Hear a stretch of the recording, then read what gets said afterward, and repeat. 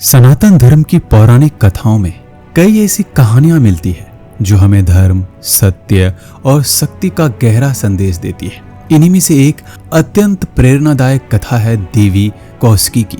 ये कथा न केवल शक्ति की बल्कि स्त्री की आंतरिक ऊर्जा, उसके आत्मबल और धर्म के प्रति समर्पण का प्रतीक है। देवी कौशिकी कौन है? देवी कौशिकी को आदि शक्ति मां दुर्गा का एक रूप माना गया है।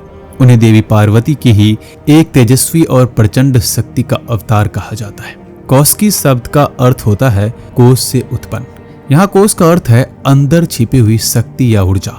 और क्योंकि देवी कौशिकी का जन्म पार्वती के शरीर की कोमल और उज्जवल त्वचा से हुआ था, इसलिए उन्हें कौशिकी कहा गया। उनका अवतरण यह दर्शाता है कि जब जब धरती पर अधर्म बढ़ता है, तब तब धर्म की रक्षा के लिए स्वयं शक्ति अवतरित होती है।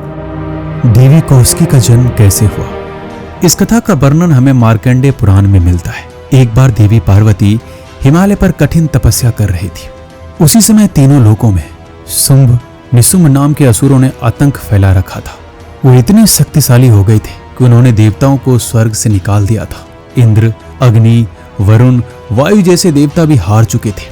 अंत में सभी देवता भगवान विष्णु और भगवान शिव के साथ मिलकर आदि शक्ति की शरण में गए। उन्होंने हिमालय पर तपस्या कर रही मां पार्वती से प्रार्थना की। देवताओं की पुकार सुनकर देवी पार्वती ने अपनी बाहरी त्वचा को त्याग दिया। उसी उज्जवल त्वचा से एक तेजस्वी, प्रचंड और दिव्य शक्ति प्रकट हुआ। यही देवी कौशिकी थी। देवी कौशिकी का रूप कैसा था? देवी कौशिकी का रूप अत्यंत आकर्षक लेकिन साथ ही प्रचंड और तेजस्वी था। उनका रंग गहरा श्याम था। उनकी आंखें बिजली की तरह चमकती थी और मुस्कान में करुणा के साथ साथ विनाश की क्षमता भी छिपी हुई थी। उनके शरीर की हर रेखा से शक्ति और सौंदर्य झलक रहा था। जहां उनका यह रूप असुरों के लिए डर का कारण बना, वहीं भक्तों के लिए वो करुणामयी माता थी। आखिर क्यों हुआ देवी कौशिकी का अवतरण? देवी कौशिकी का प्रकट एक खास उद्देश्य के लिए हुआ था, शुंभ निशुंभ और अन्य असुरों का वध करने के लिए। यह कथा त्रेता युग की है।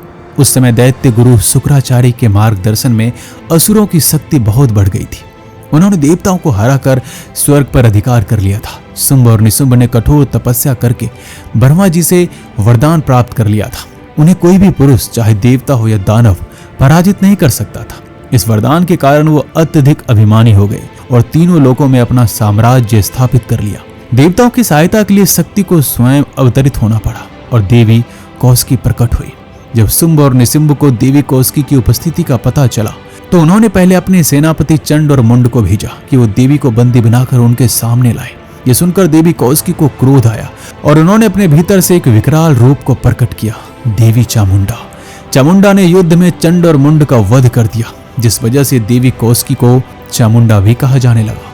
इसके बाद शुंभ निशुंभ ने अपने सबसे शक्तिशाली योद्धा रक्तबीज को युद्ध के लिए भेजा। रक्तबीज के पास भी एक वरदान था। उसके शरीर से जितना भी खून गिरता, उस खून की हर बूंद से एक नया रक्तबीज उत्पन्न हो जाता। इससे युद्ध और भी कठिन हो गया। देवी कौशिकी ने इस समस्या को सुलझाने के लिए अपना काल रात्रि रूप धारण किया। उन्होंने युद्ध करते हुए रक्तबीज के शरीर से गिरने वाले सारे खून को अपने मुख में समेट लिया, जिससे कोई और रक्तबीज उत्पन्न ना हो सके। जिसके बाद उन्होंने रक्तबीज का अंत कर दिया। अंत में देवी कौशिकी ने स्वयं शुंभ और निशुंभ से युद्ध किया और यह युद्ध कई दिनों तक चला और बहुत भीषण था। देवी ने अपने भीतर के सभी शक्तियों को एकत्र किया। महाकाली, महालक्ष्मी, महासरस्वती और इन सभी रूपों के सहारे शुंभ और निशुंभ का वध कर दिया। जिसके बाद तीनों लोकों में फिर से शांति, धर्म और स्वर्ग की पुनः स्थापना हो गई। देवी कौशिकी की कथा सिर्फ एक पौराणिक कहानी नहीं है, बल्कि हमें जीवन के कई गहरे और जरूरी संदेश देती है। जब धरती पर अधर्म बढ़ता है और बुराई हावी होने लगती है, तब भगवान की शक्ति खुद अवतरित होकर धर्म की रक्षा करती है। देवी कौशिकी का जन्म इसी उद्देश्य से हुआ था। यह हमें सिखाता है कि जब भी अन्याय बढ़ेगा तो सत्य और धर्म की रक्षा के लिए कोई ना कोई शक्ति अवश्य प्रकट होगी। ये कथा ये भी बताती है, स्त्री केवल कोमलता और ममता की प्रतीक नहीं है, बल्कि उसमें असीम शक्ति भी छिपी होती है। देवी पार्वती ने जब अपनी आंतरिक शक्ति को बाहर निकाला तो वह देवी कौशिकी के रूप में प्रकट हुई और उन्होंने असुरों का नाश किया।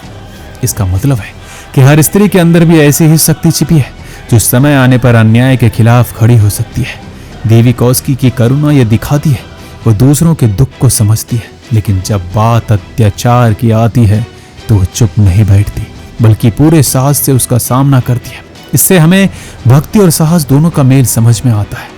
देवी कौशिकी समाज को यह भी सिखाती है, स्त्री कोई निर्बल या भोग की वस्तु नहीं है, बल्कि वो सम्मान, शक्ति और धर्म की रक्षक है। आज के समय में ये जरूरी है कि हम हर स्त्री की शक्ति को पहचानें और उसका सम्मान करें। जब किसी स्त्री को दबाया जाता है तो हम एक देवी की शक्ति को दबा देते हैं, और जब हम उसे उसके हक से वंचित करते हैं तो अधर्म को बढ़ावा मिलता है। इसलिए देवी कौशिकी की पूजा केवल मंदिरों में नहीं, बल्कि अपने विचार और व्यवहार में भी होना चाहिए, ताकि हर स्त्री को उसका आत्मबल मिले, उसका सम्मान मिले और समाज में धर्म की सच्ची स्थापना हो सके। दोस्तों, इस वीडियो में बस इतना ही। मिलते हैं अगली वीडियो में। अपना ख्याल रखिएगा।